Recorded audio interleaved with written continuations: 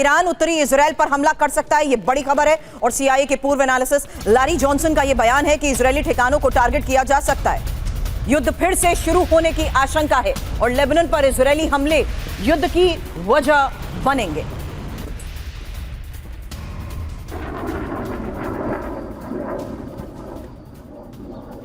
तो युद्ध फिर से शुरू होने की आशंका, जहां ईरान करेगा उत्तरी इजराइल पर हमला, क्योंकि हमले की वजह जानिए। लेबनान में इजरायली हमले से ईरान खफा है और सीजफायर के बाद भी आईडीएफ के हमले जारी हैं। ईरान हमले रोकने की अपील कर रहा है, नेतन्याहू हमले रोकने का आदेश नहीं दे रहे, जबकि इजराइल पर हमला ईरान करेगा कैसे, ये एक और बड़ा सवाल है। बैलिस्टिक मिसाइलों से सीधा हमला हो सकता है, लंबी दूरी के कैमकाजी ड्रोन से वार हो सकता है और लेबनान से हिजबुल्लाह के जरिए हमले। हालांकि उत्तरी इजराइल के अहम टारगेट जहां हाइफा बंदरगाह और सैन्य अड्डों के साथ साथ ऊर्जा ठिकाने और रडार और एयर डिफेंस सिस्टम को भी टारगेट किया जा सकता है। मेरे सहयोगी मनीष झा इस वक्त हमें ज्वाइन कर चुके हैं। और मनीष, कल भी पहले ही कमेंट में लाउड एंड क्लियर में आपने कहा था कि अगर ईरान ने सीधा इजराइल की तरफ इस मिसाइल के साथ वार कर दिया तो क्या ये उसी का एक और एनालिसिस के जरिए अंदेशा है? और ये सवाल उस आधार पर भी जहां ईरान इस हिम्मत के साथ डोनाल्ड ट्रंप को कह रहा है कि जब तक लेबनान पर हमले नहीं रुकेंगे आगे डील पर बातचीत नहीं होगी। देखिए, वो ये वाकई में दिलचस्प स्थिति बन रही है। हालांकि जिस वक्त आप ये जानकारी दे रही थी, मैं ये चेक कर रहा था कि आखिरी हमले जो हिजबुल्लाह की तरफ से नॉर्थ इजराइल पर किए गए हैं वो कितनी देर पहले हुए हैं। तो मैं आपको बताऊं कि अभी से ठीक 55 मिनट पहले रॉकेट्स दागे गए थे हिजबुल्लाह की तरफ से नॉर्थ इजराइल में। 1 घंटे पहले हिजबुल्लाह के ड्रोन इजरायली सीमा में घुसे थे। उससे पहले 9 घंटे पहले, 10 घंटे पहले लगातार ड्रोन और मिसाइल से हमले हो रहे थे। अब सवाल है कि अगर हिजबुल्लाह अपने हमले जारी रखता है तो जाहिर है कि इजराइल नहीं रुकेगा, और जब इजराइल अपनी ताकत लगाएगा तो फिर वो केवल दहिया और बेका बेल्ली तक नहीं रहेगा बल्कि बेरूत तक भी रहेगा। प्रधानमंत्री नेतन्याहू ये बात कह ही चुके हैं। और जब इजराइल और हिजबुल्लाह के बीच ये लड़ाई चलती रहेगी तो इसका बहाना बनाकर ईरान जो है सो वो किसी भी तरह की डील नहीं करेगा। और जब ये डील नहीं होगा तो ट्रंप हताश में आएंगे और फिर वो हताशा में नेतन्याहू को भला बुरा कहेंगे, गाली गलौज करेंगे।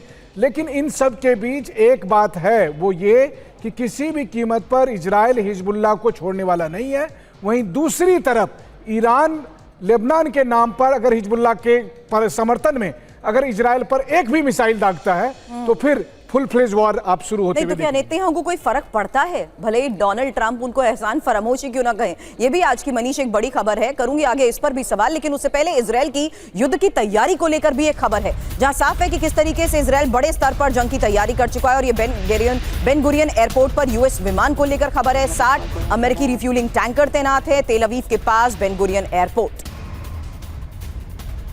तो इजराइल में ही युद्ध की तैयारी की इंफॉर्मेशन, क्योंकि ये जंगी तैयारी है और जंगी तैयारी में अमेरिका और इजराइल है। बेन गुरियन एयरपोर्ट पर हलचल को लेकर खबर है, जहां 60 यूएस एयर रिफ्यूलिंग टैंकर भी मौजूद हैं। हालांकि एयरपोर्ट पर KC-135, KC-46 लंबी दूरी के हमलों में मददगार KC-46 को लेकर खबर। 2027 के अंत तक विमानों की तैनाती भी संभव है। इस बीच हॉर्मूज के बाद बाब मंदेब पर नाकेबंदी का खतरा, ये आज की एक और बड़ी खबर है, जहां IRGC कुर्स फोर्स के कमांडर ने यह चेतावनी दी है, हॉर्मूज जैसा कर देंगे बाब अल मंदेब का हाल। बाब अल मंदेब से आवाजाही को रोक देंगे। हालांकि ईरान की ये नई चेतावनी आखिर बाब अल मंदेब के बारे में क्या है, एक डिटेल इंफॉर्मेशन आपके सामने रखते हैं। और ये एक बहुत इंपॉर्टेंट रूट है।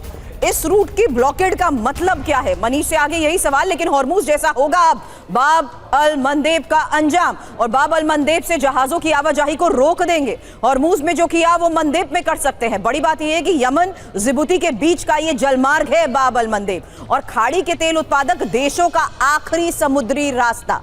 यही इसकी सबसे बड़ी इंपॉर्टेंस है कि खाड़ी के तेल उत्पादक देशों का ये आखिरी समुद्री रास्ता है। ईरान समर्थित प्रॉक्सी हुती का बाब अल मंदेब में असर भी है। 20,000 से ज्यादा जहाज इस समुद्री रास्ते से गुजरते हैं। 6.2 मिलियन बैरल तेल रोज बाब अल मंदेब के रास्ते ही जाता है। मनीष, अब यही सबसे बड़ी बात है, यानी अब स्ट्रेट ऑफ हार्मूज पर तो पूरी तरीके से कंट्रोल, और उसके बाद जो स्थिति हुई, आर्थिक चोट तो ये बड़े स्तर पर पूरी दुनिया को बाब अल मंदेब के जरिए भी पहुंचाने की तैयारी कर चुके हैं। बिल्कुल, देखिए, हुती विद्रोही अगर मान लीजिए बाब अल मंदेब पर पूरी तरह से कंट्रोल ना भी कर पाए, जिस तरह से कि IRGC हॉर्मूज पर यहाँ इफेक्टिव है, तब भी वो डिस्टर्ब तो कर ही सकते हैं। Exactly. और आप सोचिए कि एक साथ अगर हॉर्मुज भी डिस्टर्ब हो, बाब अल मंदेब भी डिस्टर्ब हो, तो हॉर्मुज की वजह से भारत, चीन या एशिया के कई मुल्कों को दिक्कत हो रही है। वहीं बाब अल मंदेब के डिस्टर्ब होने से यूरोपीय देशों को भारी दिक्कत आएगी। और ये दोनों इंपॉर्टेंट रूट अगर डिस्टर्ब हो गया तो आप समझ लीजिए कि लगभग दुनिया के आधे देश जो हैं वो बुरी तरह से तेल गैस की दिक्कतों का सामना करेंगे। यही ईरान की स्ट्रेटजी है। आप इसे ब्लैकमेलिंग कह लें या आप इसे कह सकते हैं कि स्ट्रेटेजिक इन्फ्लुएंस करना हो, लेकिन ईरान ने दरअसल इसको एक हथियार के तौर पर इस्तेमाल किया है। और देखा जाए तो ईरान का यह हथियार कारगर रहा है। पहले हॉर्मुज स्ट्रेट भी, और दूसरा जब भी मौका मिले तो मिडिल ईस्ट में जो अमेरिकन बेस है उस पर अटैक कर देना, यह कहकर कि चूंकि अमेरिकन बेस पर हम अटैक कर रहे हैं, हम आप पर अटैक नहीं कर रहे हैं। लेकिन डोनाल्ड ट्रंप की प्रेशर टैक्टिक्स का वाकई ईरान पर कोई असर नहीं हो रहा, क्योंकि ईरान आज इतनी मजबूती के साथ ये चेतावनियां दे रहा है कि क्या डोनाल्ड ट्रंप ही अब पूरी तरीके से फ्रस्ट्रेट हो चुके हैं। ये सवाल इसलिए भी क्योंकि अब खबर ट्रंप और नेतन्याहू के बीच झगड़े को लेकर भी आ गई है। नेतन्याहू से बातचीत के दौरान डोनाल्ड ट्रंप भड़क गए हैं। ट्रंप ने नेतन्याहू को पागल कहा और ट्रंप ने नेतन्याहू को एहसान फरामोश तक बता दिया। फिलहाल एक्सियोस की इस रिपोर्ट में इसको लेकर बड़े दावे किए जा रहे हैं। और ये सवाल मनीष इसलिए भी क्योंकि देखिए, स्ट्रेट ऑफ हार्मुज पर पूरी तरीके से कंट्रोल, और जाहिर सी बात है इस वजह से आर्थिक तौर पर पूरी दुनिया पर असर पड़ा है। और यही डोनाल्ड ट्रंप के फैसलों में एक सबसे बड़ी वजह साबित हुआ है, जहां उनके ऊपर दबाव है कि वो अगले फेज ऑफ ऑपरेशन की हरी झंडी नहीं दे पाए हैं। वहीं अब नेतन्याहू पर डोनाल्ड ट्रंप जिस तरीके से भड़के हैं, आज की खबर है ट्रंप नेतन्याहू के बीच कहासुनी को लेकर, जहां फोन पर दोनों के बीच बातचीत भी हुई और नेतन्याहू पर गुस्से में डोनाल्ड ट्रंप चिल्ला दिए। ट्रंप ने नेतन्याहू को कहा, तुम बिल्कुल सनकी हो, तुम एहसान फरामोश हो, सब तुमसे नफरत करते हैं, मैं ना होता तो जेल में होते, तुम्हारे चलते इजराइल अलग पड़ा है।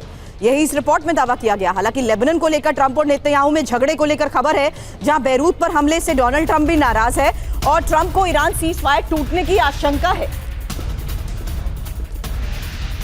तो ट्रंप और नेतन्याहू में झगड़े की वजह भी अब जानिए। फिलहाल बेरूत पर हमले से डोनाल्ड ट्रंप की नाराजगी को लेकर दावा किया जा रहा है। अब लेबनान पर इजराइल के हमले और खतरे में ईरान और अमेरिका वार्ता, साथ ही ईरान के साथ डील डोनाल्ड ट्रंप करना चाहते हैं। बेरूत पर आईडीएफ हमले से ईरान भड़क गया है और ईरान की शर्त और शांति नहीं तो डील नहीं, जबकि ईरान की शर्त का ट्रंप पर दबाव है। यही बात मैं मनीष कह रही थी कि ईरान इतना मजबूत हो चुका है कि वो डोनाल्ड ट्रंप पर दबाव तक डालने लग गया है। इसी दबाव की वजह से ट्रंप नेतन्याहू पर भड़क गए हैं और ट्रंप की डील मेकर छवि को नुकसान भी पहुंचाए। लेकिन ट्रंप से बातचीत पर नेतन्याहू का बयान, हिजबुल्लाह के हमले हुए तो जवाब देंगे, बेरूत में हिजबुल्लाह के ठिकानों पर हमला होगा, दक्षिण लेबनान में प्लान के मुताबिक ऑपरेशन। तो फिलहाल इस ऑपरेशन के बारे में जानिए, जहां ट्रंप का ऑर्डर नेतन्याहू को अब नामंजूर हो चुका है, क्योंकि ऐलान हो चुका है लेबनान पर हमले जारी रहेंगे, बेरूत पर अटैक को नहीं रोकेंगे और हिजबुल्लाह पर प्रहार करते रहेंगे। दक्षिण लेबनान में ऑपरेशन जारी है, हिजबुल्लाह का खात्मा बेहद जरूरी है। इसके मायने समझिए, जहां ट्रंप के दबाव में नेतन्याहू नहीं आएंगे और हिजबुल्लाह का पूरा खात्मा चाहते हैं। आधे अधूरे सीजफायर पर नेतन्याहू की ना है, यूएस इजराइल के रिश्तों में भी तनाव बढ़ेगा। लेबनान पर आईडीएफ के हमले बढ़ने की भी आशंका है और खतरे में पड़ सकती है यूएस ईरान की वार्ता। अब इस डांट, इस फटकार, ये एहसान फरामोश कहना डोनाल्ड ट्रंप का नेतन्याहू को कोई फर्क पड़ता है मनीष? देखिए, जो लोग ये सोचते हैं कि दोस्त दोस्त ना रहा, उन्हें मैं यही कहूँगा कि हिंदी फिल्मों में एक डायलॉग है कि दोस्त चाहे जितना भी कमीना हो दोस्त ही रहता है। तो यही कुछ कमोबेश रिश्ते अमेरिका और इजराइल के बीच दिखते हैं। और मैं इसे क्यों कह रहा हूँ, आप याद करिए जब हमास के खिलाफ इजराइल की कार्रवाई हो रही थी गजा में, उस वक्त राष्ट्रपति थे जो बाइडन नेतन्याहू को पसंद नहीं करते थे, लेकिन तब भी इजराइल को लगातार हथियार मिलते रहे। तो यहाँ तो ट्रंप बाइडन की तुलना में कई गुना ज्यादा अच्छे दोस्त हैं नेतन्याहू को। नेतन्याहू को ट्रंप ने भी कहा नेतन्याहू से कि तुमको कोई पसंद नहीं करता, लेकिन इसके बावजूद भी ट्रंप की तरफ से, ट्रंप के एडमिनिस्ट्रेशन की तरफ से लगातार इजराइल को मदद दी जाती रहेगी और लेबनान पर हमला करने के लिए हथियार भी मिलते रहेंगे। यही मुद्दे की बात है। अब रहा एहसान किसने किस पर किया, तो ट्रंप भी जिस वक्त राष्ट्रपति चुनाव लड़ रहे थे पिछले साल, तो उस वक्त नेतन्याहू अकेले ऐसे नेता थे जिन्होंने ट्रंप को जाकर खुलकर पॉलिटिकल सपोर्ट दिया था। और आज की तारीख में भी ट्रंप एडमिनिस्ट्रेशन के आधे से ज्यादा लोग ट्रंप के प्रति कम वफादार हैं नेतन्याहू के प्रति और इजराइल के प्रति ज्यादा वफादार। तो इकलौते ऐसे हैं जिन्होंने डोनाल्ड ट्रंप को वल्नरेबल कर दिया है, वो कुछ भी नहीं कर पा रहे हैं, उनके गोल पोस्ट इसी वजह से चेंज हो रहे हैं और आज ईरान स्थिति में आ गया है कि वो डोनाल्ड ट्रंप पर दबाव बनाने में कामयाब हो रहा है। किसकी वजह से? यही नेतन्याहू की खासियत है कि नेतन्याहू को अपने हक में और इजराइल के हक में काम निकलवाना आता है। और उन्होंने ट्रंप से दो बार ये काम निकलवा लिया। पिछले साल जून में अमेरिका के द्वारा ईरान पर अटैक करवा लिया और इस साल 28 फरवरी को अमेरिका की लीडरशिप में ईरान के साथ जंग करवा लिया। तो ये नेतन्याहू का पहले राउंड का काम हो चुका है। अब नेतन्याहू इस बात से खपा है कि ईरान के खिलाफ दूसरे राउंड लड़ना ट्रंप क्यों नहीं चाह रहे, क्यों बार बार वो नेगोशिएशन पर जिद किए हुए हैं। और इसीलिए इस वक्त आप देखिए कि ट्रंप और नेतन्याहू के बीच इस तरह की बातें गर्मा गर्मी आपको देखने को मिलती है। लेकिन इसके बाद एक सबसे बड़ी हकीकत मनीष है कि अब ईरान ने अमेरिका से सीज फायर वार्ता को रोक दिया है और खबर है हॉर्मुज स्ट्रेट फिर बंद करने की तैयारी, जहां लेबनान पर हमलों के विरोध में यह फैसला। और ईरानी एजेंसी तस्नीम न्यूज के हवाले से इस खबर पर बड़ा दावा किया जा रहा है।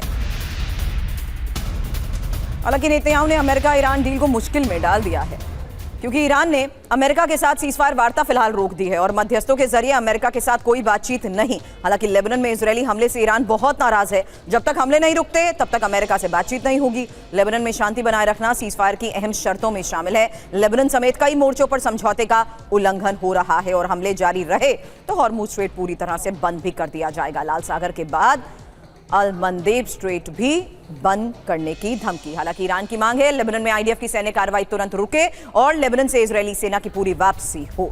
अब बड़ी खबर है ईरान के वार्ता से इनकार पर डोनाल्ड ट्रंप का जवाब, जहां वार्ता खत्म होने से कोई फर्क नहीं पड़ता और मुझे इसकी परवाह नहीं है। सीएनबीसी न्यूज के हवाले से ये खबर।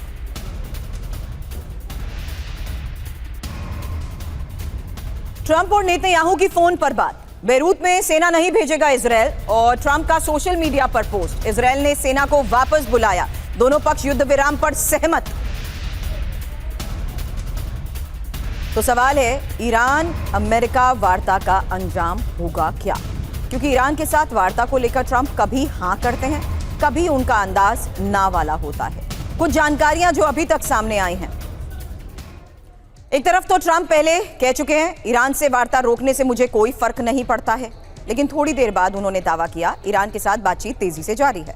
उधर ट्रंप ने इजरायल के पीएम नेतन्याहू से फोन पर भी बात की, बेरूत में ऑपरेशन रोकने को कहा। ट्रंप ने जानकारी दी इजरायल ने सेना वापस बुला ली है। हिजबुल्लाह के साथ भी मध्यस्थतों के जरिए ट्रंप ने बातचीत का दावा किया। अब जरूरी बात यह है कि ईरान के वार्ता रोकने की धमकी के बाद एक्शन में आ चुके हैं डोनाल्ड ट्रंप। इस बीच ओमान के खिलाफ एक्शन की तैयारी में यूएस। खबर है अमेरिका ईरान में किसी को चुनने का दबाव और हॉर्मुज पर ईरान ओमान की चर्चा से डोनाल्ड ट्रंप खफा है। तो वॉल स्ट्रीट जर्नल के हवाले से यह दावा किया जा रहा है अमेरिका ईरान जंग फंस गया ओमान, क्योंकि ओमान का रुख न्यूट्रल है। हालांकि अमेरिकी दबाव है दोनों में से एक पक्ष को चुना जाए और ईरान से संबंधों को खत्म करे। इस बीच हॉर्मुज पर ईरान ओमान में चर्चा और टोल वसूलने पर बातचीत की गई। इसी बातचीत के चलते ही डोनाल्ड ट्रंप नाराज हैं। ओमान पर ट्रंप ने हमले की इससे पहले धमकी भी दे दी। और आपको बता दें यूएई, सऊदी अरब भी ओमान से खफा हैं, यही इस रिपोर्ट में दावा किया गया। वहीं ईरानी परमाणु क्षमता पर अब आईएईए की चेतावनी। ईरान की परमाणु टेक्निक पहले से काफी बढ़ चुकी है। पुराने समझौते जैसा नहीं हो सकता नया समझौता। 2015 का एटमी समझौता उस वक्त के हिसाब से था। 2026 में नए तरह के समझौते की जरूरत।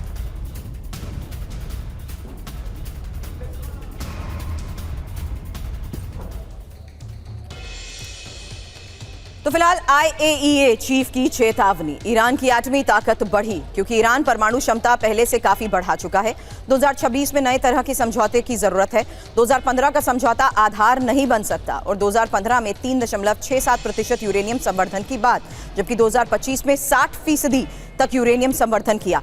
90% संवर्धित यूरेनियम से एटमी बॉम्ब बन सकता है, एटम बॉम्ब बन सकता है और तेजी से एटमी हथियार भी ईरान बना सकता है। अब समंदर में ईरान अमेरिका के बीच टकराव बढ़ चुका है। खबर है ईरानी नौसेना ने यूएस जहाज को टारगेट बनाया है और इराक के समुद्री इलाके में एमएससी सोरिस्का तबाह। अमेरिकी हमले का बदला ले।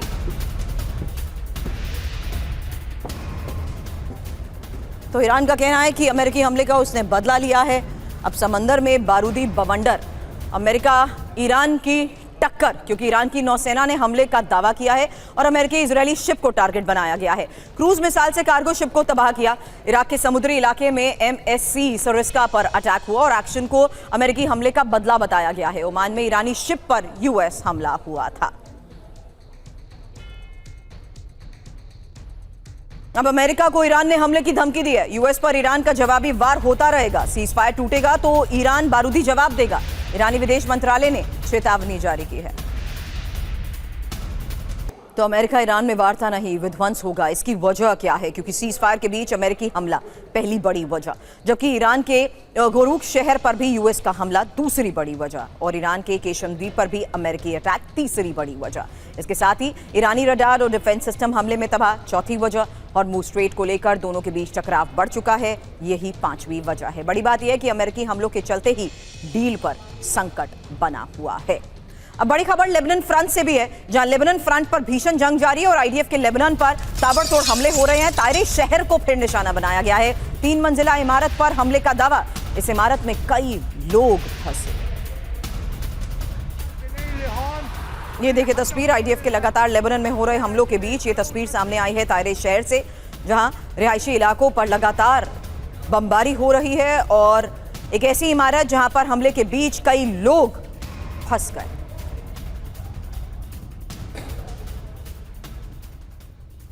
ताइरे शहर में ही अस्पताल निशाना बनाया गया। जबाल अमल अस्पताल पर यह हमला, इजराइल के हमले से तबाही मच गई।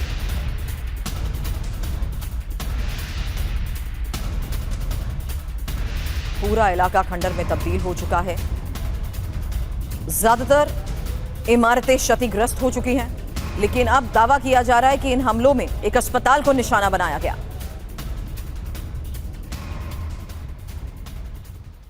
दक्षिण लेबनान के ही ताइरे शहर में तबाही का मंजर। एक और तस्वीर, इजराइल ने रिहायशी इलाकों में बमबारी की है। पूर्वी इलाके में, ताइरे के पूर्वी इलाके में 10 से ज्यादा बिल्डिंग्स को तबाह कर दिया गया। इलाके में हर तरफ तबाही का यह मंजर। दावा यह कि इजराइल अब रिहायशी इलाकों को टारगेट कर रहा है। 10 से ज्यादा बिल्डिंग्स इस हमले में तबाह कर दी गई। वहीं दक्षिणी लेबनान के जहरानी इलाके में भी बमबारी हुई है। कमर्शियल बिल्डिंग पर आईडीएफ ने वार किया। इस हमले में कई लोगों के मारे जाने की आशंका है।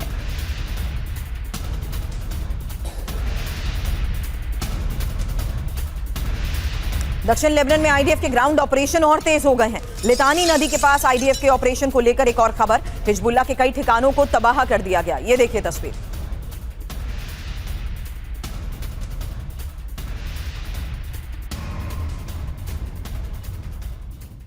सूर्य हत्याकांड के बाद यूपी पुलिस के एक्शन को लेकर खबर है, जहां गाजियाबाद के खोड़ा में पुलिस की कार्रवाई और तस्वीरें भी सामने आ रही हैं। खोड़ा में 3 मदरसों को अब सील कर दिया गया है। पुलिस इलाके में सर्च ऑपरेशन भी चला रही है। खोड़ा में ही सूर्य हत्याकांड के बाद यूपी पुलिस का एक्शन और ज्यादा तेज हो चुका है। हमारे सहयोगी लगातार एक जानकारी गाजियाबाद के खोड़ा में यूपी पुलिस के एक्शन के बारे में दे रहे हैं। देखिए सहयोगी विवेक शर्मा की ये रिपोर्ट। गाजियाबाद के खोड़ा इलाके में यूपी पुलिस और प्रशासन के द्वारा ऑपरेशन क्लीन स्वीप चलाया जा रहा है। इस वक्त आप तस्वीरों में देख सकते हैं कि काफ़ी तादाद में पैरामिलिट्री फोर्स और यूपी पुलिस के जवान आपको नजर आएंगे। बाकायदा यहाँ पर जो अपराधी गतिविधि टाइप के लोग हैं उन पर नज़र रखी जा रही है और साथ ही यहाँ पर बाकायदा जो है वेरिफिकेशन भी कराया जा रहा है। आप देख सकते हैं तस्वीरों में कि यहाँ पर आपको काफ़ी तादाद में पुलिस फोर्स जो है वो नज़र आएगी।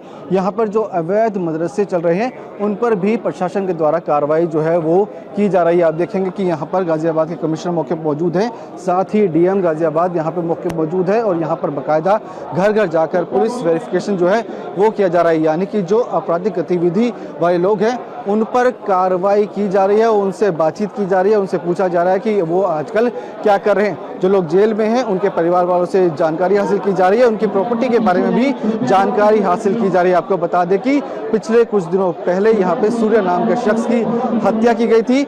उस हत्या के मुख्य आरोपी असद को एनकाउंटर के बाद मार गिराया था, बाकी आरोपियों को गिरफ्तार किया गया था। उसके बाद से यहाँ पर ऑपरेशन क्लीन स्वीप जो है वो चलाया जा रहा है। देख सकते हैं कि एक मदरसे के बाहर यहाँ पर फोर्स और प्रशासन की टीम पहुंची है और यहाँ पर जो कार्रवाई है वो की जा रही है। बाकायदा यहाँ पर प्रशासन के द्वारा जो मदरसे के लोग हैं उनसे बातचीत की जा रही है। तो साफ है कि जो भी मदरसा अवैध पाया जा रहा है उसके खिलाफ एक्शन लिया जा रहा है। प्रशासन के मुताबिक खोड़ा इलाके में 3 अवैध मदरसों की पहचान की गई है जिन पे कार्रवाई की जा रही है। इसके अलावा जो प्रॉपर्टी अवैध है उन पर भी कार्रवाई की जाने वाली है। आप देख सकते हैं कि आपको यहाँ पर गाजियाबाद पुलिस जो है वो नजर आएगी। इसके अलावा डीएम यहाँ पे मौके पर मौजूद है। हर जगह पर निगरानी रखी जा रही है, ड्रोन के माध्यम से भी निगरानी रखी जा रही है। तो साफ है कि ऑपरेशन क्लीन स्वीप के तहत अब एक्शन में आ चुकी है गाजियाबाद पुलिस और जो भी आपराधिक गतिविधियों के वाले लोग हैं उन पर कार्रवाई की जा रही है। कैमरा रोहित के साथ विवेक शर्मा, TV9 भारतवर्ष, गाजियाबाद। गाजियाबाद के खोड़ा इलाके में पुलिस के ऑपरेशन क्लीन स्वीप पुलिस चला रही है। उसी को लेकर TV9 संवाददाता विवेक शर्मा ने गाजियाबाद के DM से भी बातचीत की। क्या कहा, सुनिए। गाजियाबाद DM इस वक्त हमारे साथ बातचीत करने के लिए मौजूद है। सीधे बातचीत करते हैं। सर, ऑपरेशन क्लीन स्वीप चलाया जा रहा है, क्या है ऑपरेशन क्लीन स्वीप? देखिए, इस खोड़ा क्षेत्र में चूँकि विगत दिनों घटना हुई है और उत्तर प्रदेश शासन इस चीज़ को लेकर बहुत गंभीर है। कल से पुलिस ने एक अभियान शुरू किया था कि पूरे यहाँ पे प्रॉपर्टी वेरिफिकेशन का, और इस वेरिफिकेशन के साथ में जो यहाँ पे हिस्ट्री शीटर्स हैं उनके द्वारा जो अवैध संपत्ति अर्जित की गई है अवैध आय से, उसके वेरिफिकेशन का, और जो बिना मान्यता प्राप्त गतिविधियां चल रही हैं उन सबका, तो वो कार्रवाई अभी विद्यमान है। सर, कितने हिस्ट्री शीटर की पहचान की गई है? क्या घर घर जाके वेरिफिकेशन किया जा रहा है? 14 हिस्ट्री शीटर की पहचान की गई है जिनका सत्यापन किया गया है कल। आज भी पुलिस कार्रवाई विद्यमान है और आगे भी चलेगी। कितनी फोर्स लगाई गई है सर? कल देखिए, कल 6 थानों की फोर्स यहाँ पे लगाई गई थी। आज यहाँ पे RAF को, SSF को और PSC को भी बुलाया गया। मदरसों को लेकर भी कोई कार्रवाई की बात की जा गई है कि कोई अवैध मदरसा पाया जाएगा तो उस पर कार्रवाई की जाएगी, कुछ चिन्हित किए गए हैं आपके द्वारा? देखिए, उत्तर प्रदेश शासन के माननीय मुख्यमंत्री जी के स्पष्ट निर्देश है कि किसी भी दिशा में अवैध गतिविधियां कहीं ना चले। सत्यापन के दौरान 3 ऐसे मदरसे मिले थे जिनका मदरसा बोर्ड में मान्यता नहीं है, और तो उसको लेकर आज अल्पसंख्यक कल्याण विभाग अपनी कार्रवाई करने जा रहा है। सबके घर के चश्मा किया गया था नोटिस, क्या है सर वो, और कार्रवाई क्या की जाएगी वहाँ पर? वो गाटा संख्या 70 है जो बंजर की जमीन है, उसको लेके नोटिस दिया गया है 15 दिन का, और उसमें किसी पक्ष को कुछ कहना है तो उसे रीजनेबल अपॉर्चुनिटी दी गई है, उसके बाद उसमें विधिक कार्रवाई की जाएगी। हमारे सहयोगी विवेक शर्मा ने गाजियाबाद के कमिश्नर से भी बात की। क्या कहा, सुनिए। गाजियाबाद द्वारा ऑपरेशन क्लीन स्वीप चलाया जा रहा है। इस वक्त बातचीत करने के लिए हमारे साथ गाजियाबाद कमिश्नर मौजूद है। सीधे बातचीत करते हैं। सर, ऑपरेशन क्लीन स्वीप है क्या? ये विशेष अभियान है जो अपराधियों के खिलाफ अब हम लोग पुलिस कमिश्नरेट गाजियाबाद में 2 थाना क्षेत्र में चला रहे हैं। एक लोनी थाना क्षेत्र है, एक खोड़ा थाना क्षेत्र जहां आप लोग खड़े हैं। इस पे सारे जो हमारे पास लिस्टेड क्रिमिनल्स हैं उनकी सत्यापन करेंगे। सर, अभी तक कितने लोगों की पहचान की गई है और क्या संदेश दिया जा रहा है इसके द्वारा? इस द्वारा ये संदेश ये दिया जा रहा है कि जो भी अपराध जगत में है वो अगर अपराध छोड़े, नहीं तो पुलिस उनके खिलाफ कार्रवाई करे। कितने लोगों की पहचान की गई है? क्या वेरिफिकेशन किया जा रहा है? हमारे जो लिस्ट में काफ़ी क्रिमिनल्स हैं, संख्या में आपको रिवील नहीं करूंगा, लेकिन काफ़ी क्रिमिनल्स हैं, सबके हम लोग जाएंगे। ऑपरेशन क्लीन स्वीप चलाया गया। साहिबाबाद थाने पर 150 अपराधियों की परेड। वहीं भविष्य में अपराध न करने की सख्त चेतावनी भी दी गई। हाथ में बैनर पोस्टर लेकर थाने में अपराधी खड़े थे। पोस्टर पर लिखा, हमें माफ करो, कभी क्राइम नहीं करेंगे। तो ये देखिए, तस्वीरें भी सामने आई है जहां किस तरीके से ये परेड निकाली गई और अपराधियों के हाथों में भी ये पोस्टर है, माफी, और साथ ही ये लिखा गया है पोस्टर में कि अब आगे कभी क्राइम नहीं करेंगे और भविष्य में अपराध ना करने की इसी चेतावनी की ये तस्वीरें सामने आई हैं।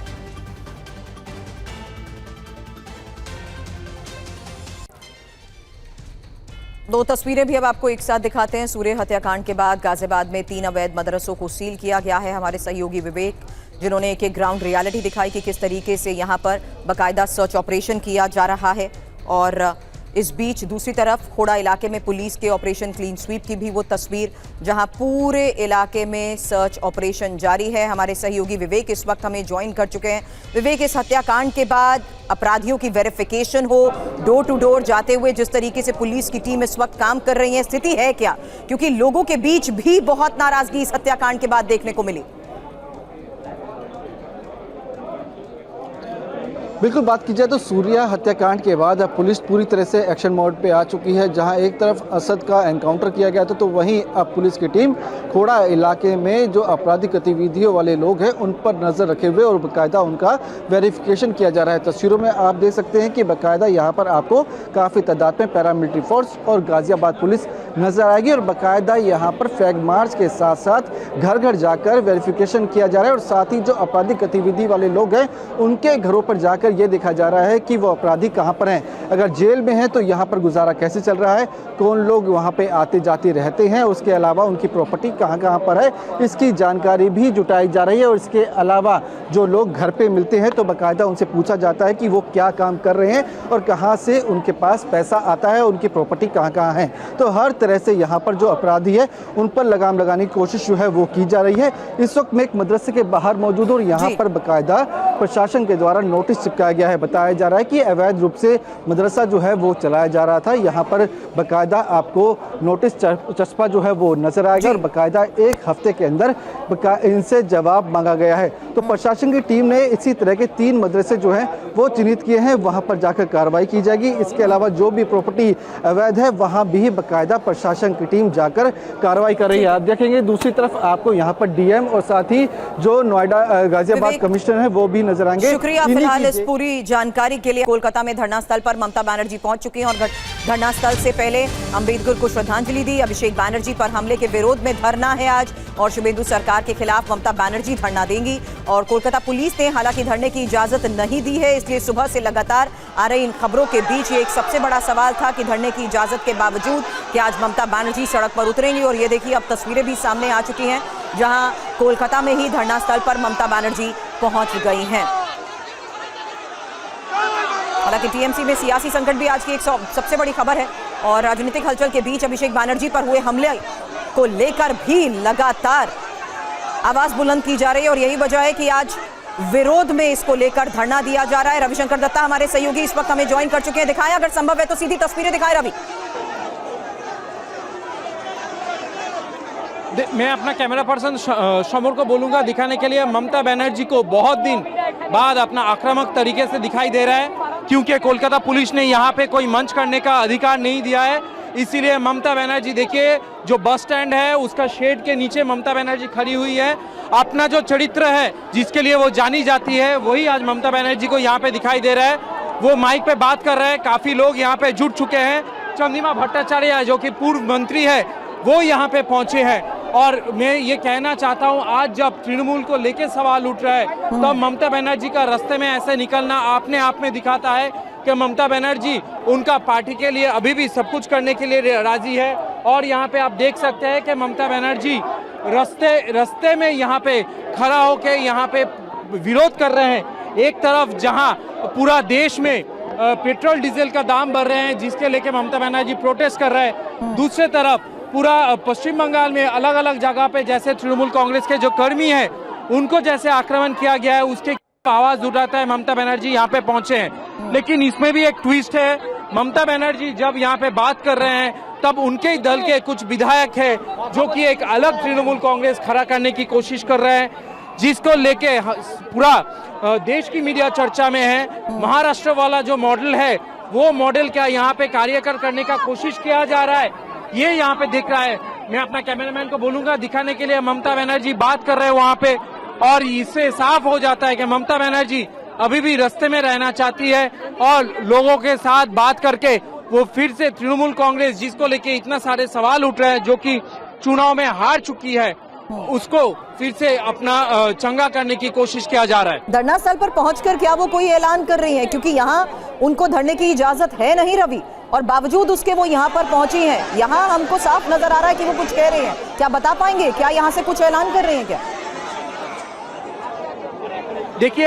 देखिए मैं इसी का बात में कह रहा था, आवाज यहाँ पे बहुत ज्यादा है। अच्छा। और पास में पहुंचने का कोई तरीका यहाँ पे है नहीं क्योंकि यहाँ पे बैरिकेड कर दिया है। कुछ मीडिया उनके साथ थे जो कि सामने तक पहुंच पाके, बाकी सब सारे आप देख सकते हैं वहाँ पे मोबाइल है। लेकिन ये मैं कहना चाहता हूँ कि ममता बनर्जी का ये घोषित एजेंडा था कि वो यहाँ पे पहुंचेंगी और पहुंचने के बाद वो यहाँ पे जो कि देश में पेट्रोल डीजल का दाम बढ़ रहे हैं, दूध का दाम बढ़ रहे हैं और एक तरफ जहाँ पे तृणमूल कांग्रेस का जो कर्मचारी है उनके ऊपर जो आक्रमण किया जा रहा है इसका विरोध करते हुए वो रास्ते में रहेंगे। उनके साथ भूषण चट्टोपाध्याय, वहाँ उनके साथ चंद्रिमा भट्टाचार्य, दोला सेन, मदन मित्र, कल्याण बनर्जी, काफी तृणमूल के नेता है। लेकिन वो सारे नेता जिनको लेके सवाल उठ रहे हैं जो कि तृणमूल के साथ बगावत करने में तुले हुए हैं वो आज यहाँ पे दिखाई नहीं दे रहा है। जिनमें एक नाम है ऋतुव्रत भट्टाचार्य, सन्दीपन साहा